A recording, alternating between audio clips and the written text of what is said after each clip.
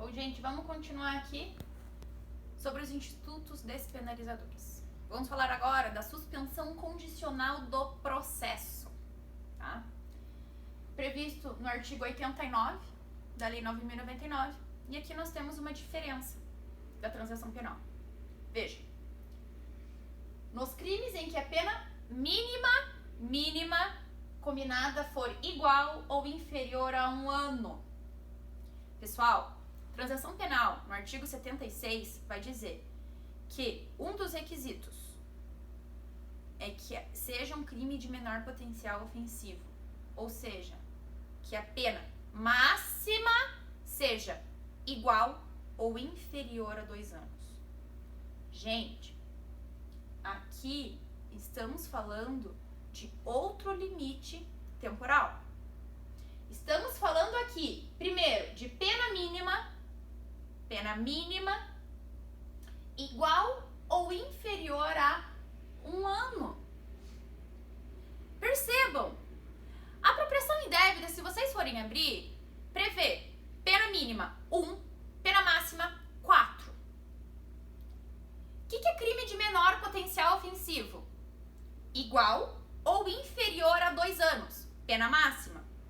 Logo, pessoal, o crime de apropriação indébita, ele não é regulado pela Lei 9.099 de 95. Logo, não seria um crime de rito sumaríssimo, mas rito ordinário, porque a pena máxima está lá, 4 anos.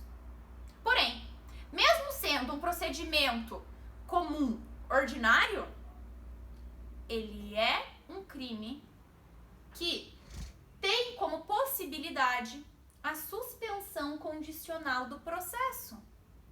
Porque a suspensão condicional do processo, embora seja um instituto lá descrito no artigo 89 da Lei 9.099, ele se aplica também a outros crimes. Se aplica também a outros crimes que teriam, via de regra, outros procedimentos.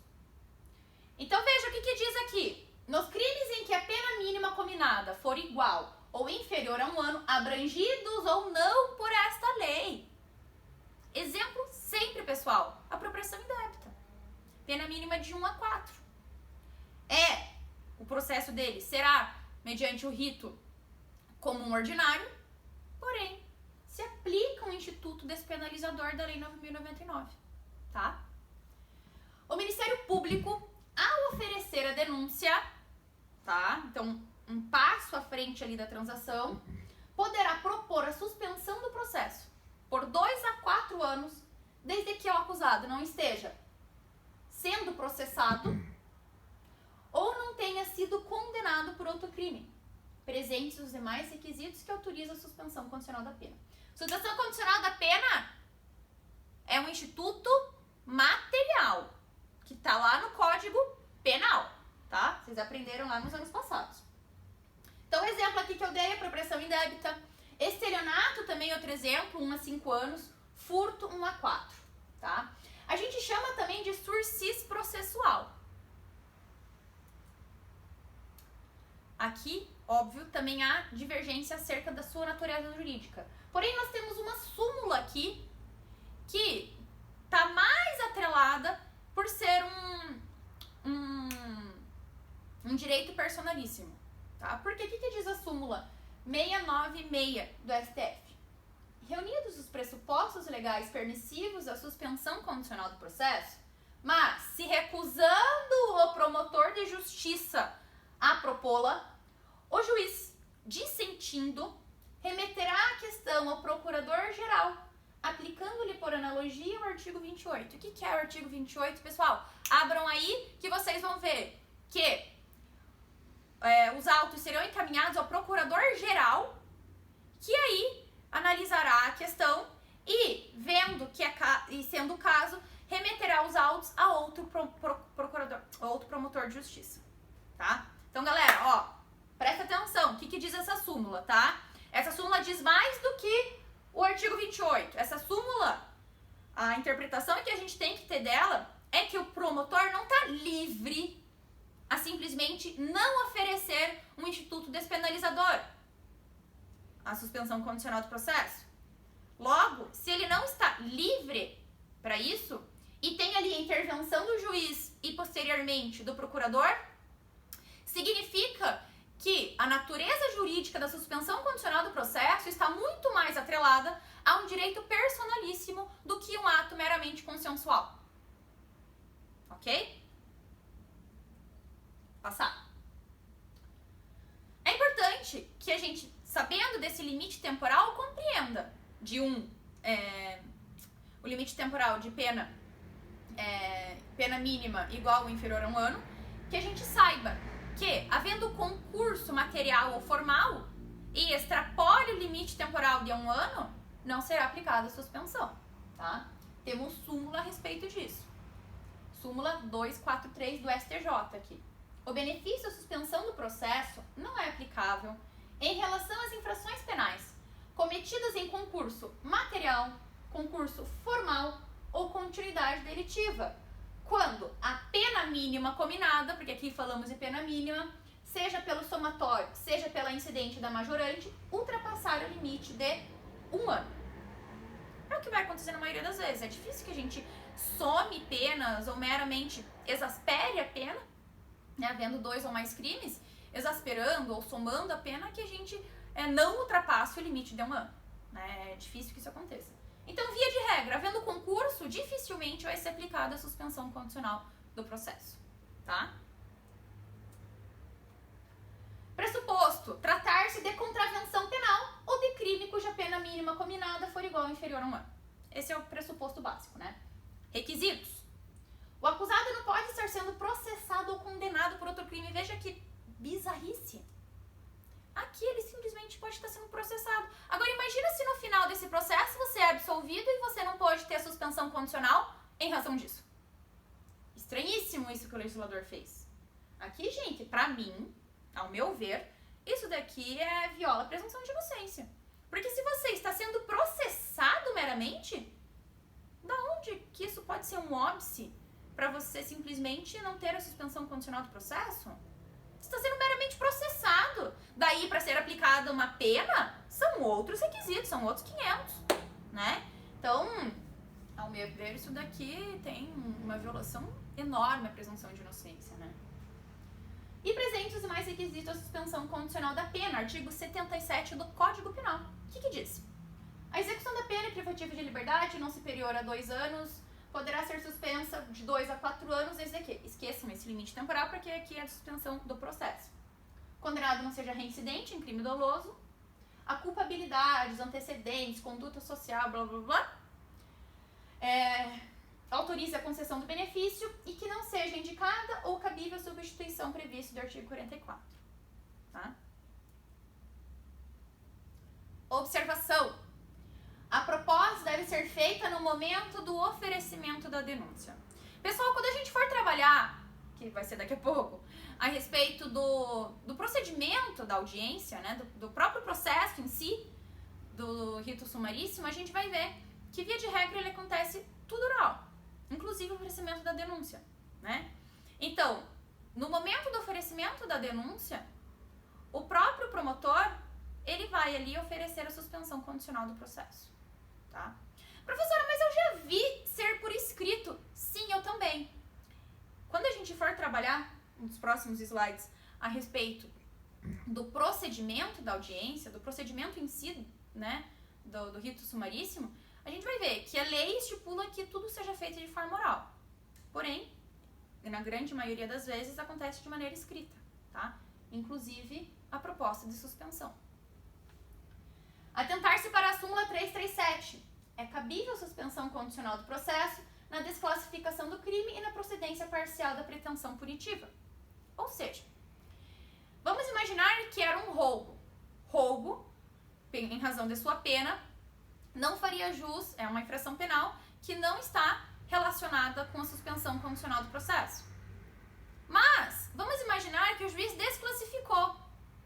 Houve a desclassificação. Então, houve aqui, houve mantendo-se o mesmo fato jurídico, mas alterando apenas a capitulação. Houve uma desclassificação para um crime de furto, por exemplo. Aqui, de modo que é possível suspensão em caso de desclassificação, ou na procedência parcial da pretensão punitiva. Coloquei lá, na minha denúncia, vários tipos penais. Ao receber a denúncia, o juiz recebeu apenas parcialmente, de modo que restou apenas um crime, vamos imaginar. Restando apenas um crime, e este crime fazendo jus à suspensão condicional do processo, em razão de sua pena, é possível a suspensão também, tá? Pessoal, aqui vocês têm esse material.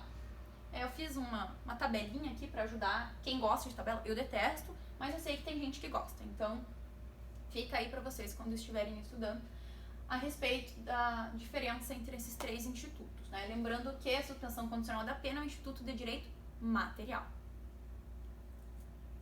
Vamos falar agora sobre o procedimento em si, tá?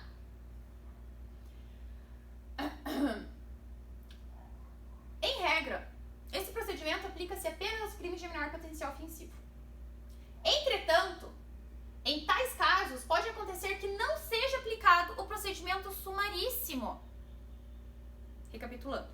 Via de regra, todo crime que seja de menor potencial ofensivo irá para o rito sumaríssimo.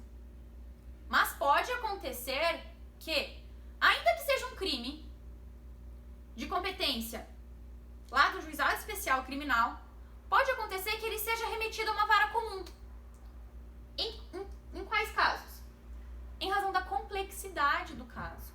Vamos imaginar que foi uma injúria que aconteceu em meio virtual e que para a descoberta desse fato delituoso seja necessário uma grande dilação probatória, por exemplo, né? Seja necessário um grande suporte probatório porque estava muito difícil. Foi necessária até interceptação telefônica, vamos imaginar. Nesse caso, pessoal, em razão dessa complexidade, os autos são remetidos a uma vara comum. O crime não deixa de ser de menor potencial ofensivo. O que muda é a competência. Se não for possível a citação pessoal, sempre cai em prova, tá? No rito sumaríssimo não existe citação por edital. Não existe, tá? Exigência legal. Aqui, não sendo possível a citação pessoal, não vai haver ficta. Sempre vai ser citação pessoal.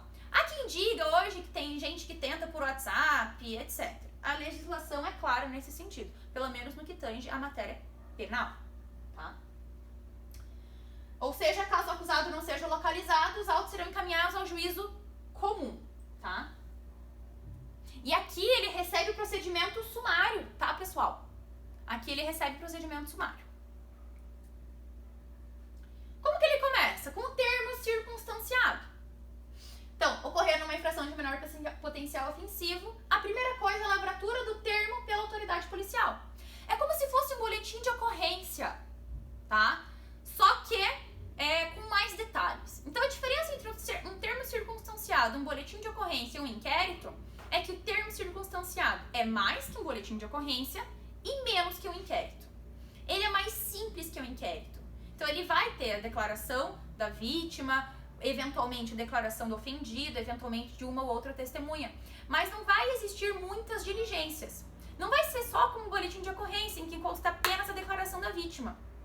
Vai ter mais elementos, né? Pode existir mais elementos. Mas também não chega a ser um inquérito, em que tem lá a participação do delegado, etc. Não, aqui são poucos atos, tá? Mas que é mais relevante do que um mero boletim de ocorrência, tá? Depois de lavrado, a autoridade policial encaminhará ao juizado especial, tá? Isso em termos bem práticos. Ok. Os autos sendo encaminhados... Ah, professora, mas essa fase é obrigatória? Já sabemos que nenhuma fase pré-processual é obrigatória, né? Relacionados à investigação. A gente já sabe que nem o inquérito policial é obrigatório, muito menos, então, seria o termo circunstanciado. Eu posso simplesmente entrar com uma queixa-crime. Posso simplesmente, sendo uma ação de competência, sendo uma iniciação de interesse do Ministério Público, ou seja, que ele seja o titular da ação penal, ir ao Ministério Público e ele mesmo oferecer a denúncia, ok? Então não há necessidade do termo circunstanciado. Mas, né, havendo autos são remetidos ao juizado especial. Chegando ao juizado especial, qual que é a primeira fase? Pré-processual. Nessa fase é onde a gente vai tentar aplicar os institutos despenalizadores. Então, primeiro ponto, a gente vai tentar composição civil, aquele acordo entre as partes. Não sendo o caso de composição civil e sendo uma ação penal pública condicionada à representação, o próprio ofendido pode fazer a sua representação. Feita a representação, se for o caso, pode haver a transação penal, se for o caso, né, entendendo a linha dos requisitos do artigo 76. Transação penal, não sendo frutífera a transação penal, porque veja, pode parar aqui, tá? Pode simplesmente parar na transação. Ou pode parar, inclusive, antes, na composição civil, né? Mas, vamos imaginar que não foi o caso de transação penal. Não sendo o caso de transação penal, ou se o próprio ofensor não quiser a transação penal, aí o Ministério Público pode oferecer a denúncia ou a queixa, né? Sendo aqui no prazo decadencial. Professora, mas e se ele representou aqui? É necessário a queixa? Não, não há necessidade, tá? Então, vamos recapitular. Vamos imaginar que é uma ação penal pública condicionada à representação. O que eu posso fazer? Teve a tentativa de composição civil, não rolou em nada. Aqui eu tenho a possibilidade de representar. Representei. Teve a transação penal, não rolou. Aí, via de regra, seria para o Ministério Público oferecer a sua denúncia. Ou, no prazo decadencial de 6 meses, oferecer a queixa. Mas se eu já representei aqui, tratando de uma ação penal condicionada à representação, não preciso representar de novo, tá? Aí tem a citação do ofendido, tá? Depois de tudo, dessa fase aqui, tem a citação do ofendido. Aí sim se inicia uma ação penal, perfeito? E daí vai para a audiência da instrução. Pode tudo isso acontecer no mesmo dia, inclusive. A legislação, ela permite. Na audiência preliminar, a gente vai tentar... Desculpa. Aqui eu já falei da audiência preliminar, perdão. Encerrada a audiência preliminar, pode acontecer... encerrada a audiência preliminar, oferecida a denúncia, passa-se a audiência de instrução e julgamento. Na audiência de instrução e julgamento, novamente, a gente vai tentar algum instituto despenalizador. Por quê? Porque o objetivo do rito sumaríssimo é simplesmente despenalizar. O objetivo aqui, gente, não é aplicar a censura penal. Não é esse o objetivo. O objetivo aqui é tentar deixar o processo bem mais amigável, digamos assim. Então, gente, na audiência de instrução e julgamento, passa-se de novo ao oferecimento de uma transação penal ou a composição civil, tá? Não sendo o caso, tá? Não dando certo, aí a defesa apresenta as suas respostas à acusação, digamos assim, tá? Então, teve a denúncia, a defesa vai apresentar a sua resposta à acusação de maneira oral. É o que prevê a lei. Aí o Ministério Público, aí o juiz vai ver se aceita ou não a acusação, sendo ela por meio de uma denúncia ou queixa, né? E aqui todos aqueles pressupostos, tá? Do artigo 41, do artigo 46, tudo isso, tá, pessoal? Então aqui deve se atentar a todos aqueles elementos exigidos para o recebimento de uma denúncia. Recebida a denúncia, passa-se a oitiva do ofendido. Aqui é obrigatório a oitiva do ofendido, tá? Por quê? Porque ele é a parte mais lesionada, tá? Então aqui é obrigatório a oitiva do ofendido. Oitiva das testemunhas, aqui não há um número específico, mas por analogia a gente aplica um número do rito sumário, que são 5. Depois, oitiva das testemunhas, tanto da acusação como da defesa, sempre estabelecendo a ordem, passa-se ao interrogatório.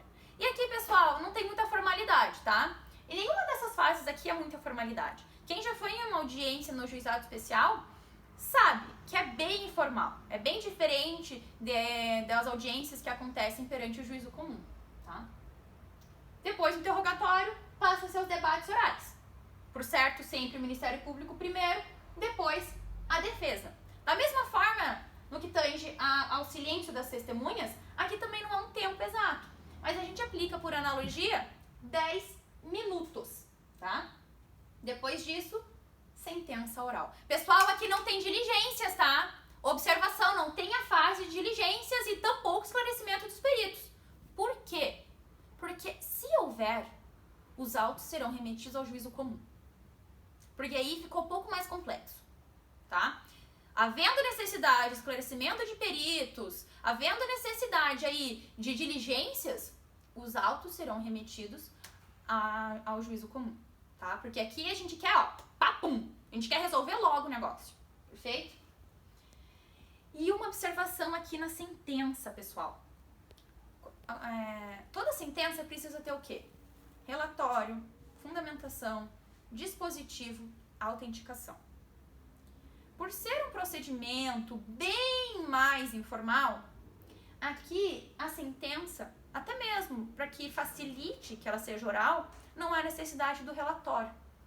Observação, porque isso é um assunto que gosta de cair em prova de concurso e de OAB, tá? Então, não é toda sentença que tem todos esses elementos, não é. A sentença proferida no rito sumaríssimo dispensa o relatório, tá? Artigo 81, parágrafo 3º, tá? Essa sentença, ela pode sim ser feita de maneira mais resumida, mas deve sempre, por ser uma exigência constitucional, ter a sua fundamentação. Perfeito? Galera, matéria simples, matéria fácil, bem tranquilo, procedimento sumaríssimo, tá? Espero que vocês tenham entendido. Qualquer dúvida, estou à disposição, tá? Um beijo pra vocês. Até!